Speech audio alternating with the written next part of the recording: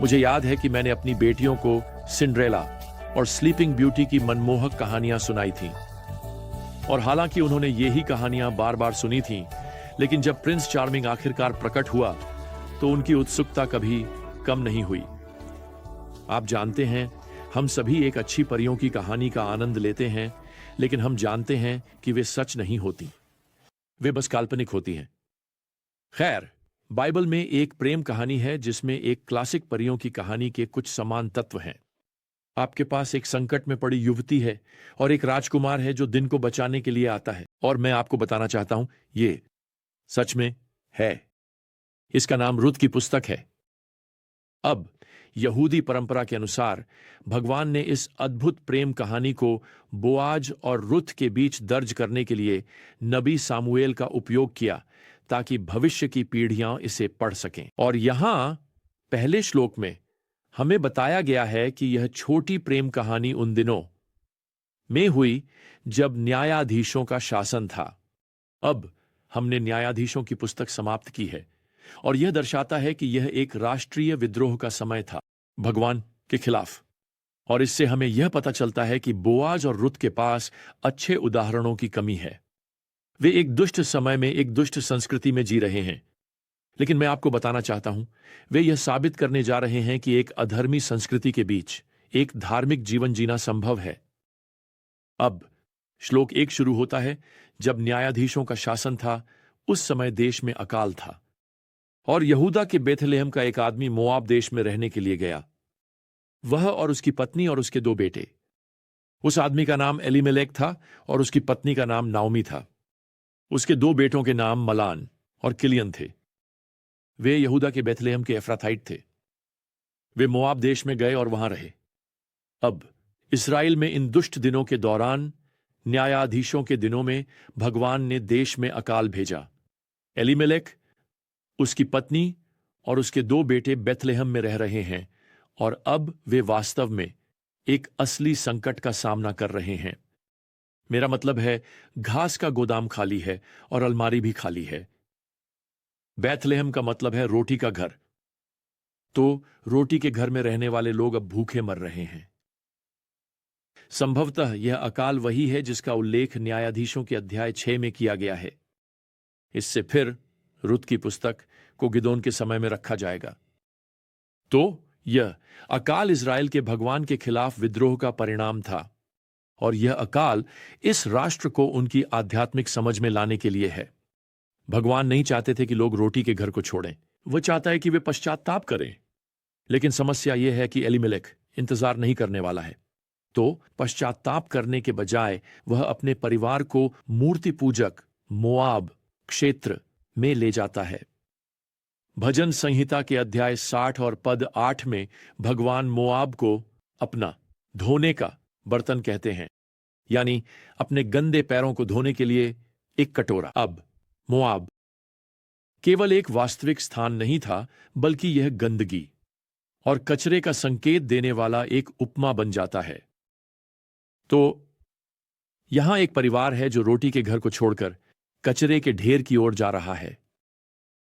अब जैसा कि आप देख रहे हैं, इस उद्घाटन दृश्य में मंच पर 6 व्यक्ति हैं। आपके पास एलीमेलेक है, उसका नाम का मतलब है मेरा भगवान राजा है, और उनकी पत्नी नाओमी, उनके नाम का अर्थ है सुखद।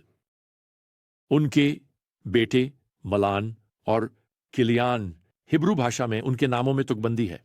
कुछ विद्वानों का मानना है कि ये लड़के जुड़वाओं हैं। खैर, उनके नाम भले ही तुकबंदी करते हैं, लेकिन उनके अर्थ बहुत अच्छे नहीं हैं। मलान का मतलब है कमजोरी, और किलियन का मतलब है बर्बादी। अब ये लड़के अविश्वासी मोआब की लड़कियों से शादी कर लेते हैं।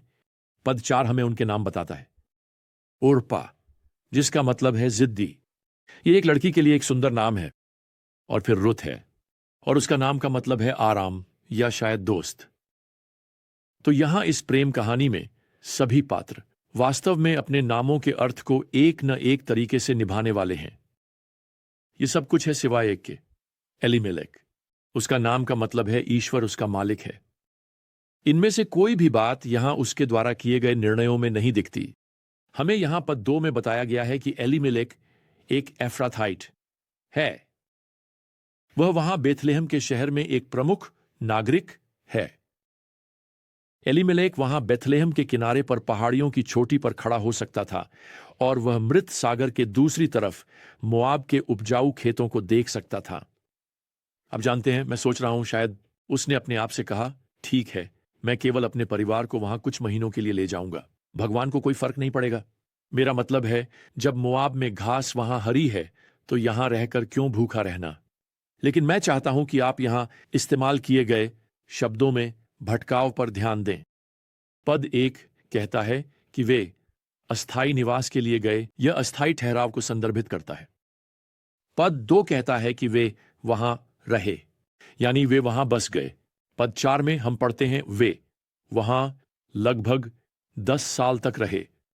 अब एलीमेलेक के साथ भगवान असंतुष्ट हैं, इसका कोई तात्कालिक संकेत नहीं है। वास्तव में 10 सालों तक उसके और उसके परिवार के पास खाना है, उनके पास रहने के लिए एक घर है। वे यहां तक कि 2 शादियां भी मनाते हैं।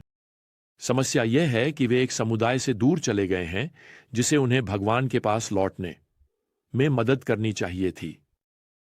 मुझे नहीं लगता कि एलीमेलेक का मोआब की संस्कृति को अपनाने का इरादा था। मुझे नहीं लगता कि उसने उनके चेमेश की पूजा को अपनाने की योजना बनाई थी, जिसमें बाल बलिदान शामिल था। उसने शायद अपने आप से कहा, आप जानते हैं, हम मोआबाइट नहीं बनने वाले हैं, हम बस उनके साथ रहेंगे जब तक ये अकाल खत्म नहीं हो जाता। लेकिन इससे पहले कि आप जानें, वह अपने बेटों के लिए शादी करने के लिए कुछ मोआबाइट लड़कियों का चयन कर रहा है और 10 साल बीत जाते हैं। मैं आपको बताता हूं, कोई भी रातों रात पाप के कूड़ेदान में नहीं पहुंचता। ये कई छोटे छोटे कदम हैं। ये बस एक छोटा सा फोन कॉल है, ये बस एक छोटा सा दांव है, ये बस एक छोटा सा घूंट है, यह एक छोटी सी झूठ है, ये बस एक छोटी सी माउस की क्लिक है। और इससे पहले कि आप जानें, आपने ब्रेड का घर छोड़ दिया है कूड़ेदान के लिए। और मैं आपको पहले ही बता सकता हूं कि सुर्खियां कभी भी घर वापस नहीं आएंगी। यहां पद 3 में देखिए, इसके काफी दुखद परिणाम हैं। एलीमेलेक, नाओमी के पति, की मृत्यु हो गई और वह अपने 2 बेटों के साथ अकेली रह गई। पद 5 में हमें बताया गया है दोनों मलोन और किलियन की मृत्यु हो गई। और पद में जोर देने के लिए यह जोड़ा गया है कि नाओमी अपने 2 बेटों और अपने पति के बिना रह गई है। आइए, मैं रूत के पहले अध्याय में इस शुरुआती दृश्य से 2 टिप्पणियां करता हूं। पहले जो चीज समझ में आती है वह वास्तव में अवज्ञा हो सकती है। मोआब जाना आर्थिक रूप से बहुत समझदारी भरा था, लेकिन यह एक बड़ा आध्यात्मिक नुकसान बन गया। और आप जानते हैं मेरे दोस्त, अवज्ञा हमारे लिए समझ में आ सकती है, क्योंकि सच कहूं तो हम किसी भी चीज को सही ठहरा सकते हैं। मैं इसे इस तरह से सोचने की कोशिश करता हूं, हमारी सभी समस्याओं का मूल कारण हमारे सभी दिलों में है। हम अक्सर भगवान के लिए जीने में सबसे बड़े, ईश्वर के लिए जीने में बाधा। क्यों? क्योंकि हमारे दिल, यिर्मयाह ने लिखा, धोखेबाज और बेहद बुरे या बीमार हैं। वे हमें धोखा दे सकते हैं। इस नाटक का शुरुआती दृश्य 3 अंतिम संस्कारों और 3 विधवाओं के साथ समाप्त होने वाला है। और शायद नाओमी पहली बार समझती है कि वे भगवान से कितनी दूर चले गए हैं। खैर, मैं एक दूसरा अवलोकन करना चाहता हूं, और यह है, कोई फर्क नहीं पड़ता कि आप कितनी दूर चले गए हैं भगवान के पास वापस आने के लिए, कभी देर नहीं होती। अगर आप मसीह में विश्वास करने वाले हैं और आपने कुछ ऐसे पापी निर्णय लिए हैं जो भगवान का अपमान करते हैं, तो मैं आपको प्रोत्साहित करना चाहता हूं कि जो दूरी आपने तय की है उसे आपको भगवान के पास वापस आने के पहले कदम उठाने से मत रोकने दें। परिणाम शायद आपकी इच्छा से अधिक समय तक रह सकते हैं, लेकिन उन्हें पाप के खतरों की याद दिलाने वाले बन जाने दें, और साथ ही उन्हें आपको भगवान की कृपा की याद दिलाने दें। और अच्छी खबर यह है कि यह उनकी कहानी का अंत नहीं है। आप जानते हैं, भगवान के पास बर्बाद किए गए वर्षों को पुनः प्राप्त करने का एक तरीका है, और यह उद्घाटन दृश्य एक परिचय है कई आश्चर्य के लिए। इनमें से एक यह है कि कुछ होने वाला है। इन मूर्ति पूजक मोआबी विधवाओं में से एक के दिल में और यह हमारे ज्ञान यात्रा में अगली बार तक इंतजार करना होगा। तब तक प्रभु यीशु मसीह की कृपा, भगवान का प्रेम और पवित्र आत्मा की संगति आप सभी के साथ बनी रहे। आमीन।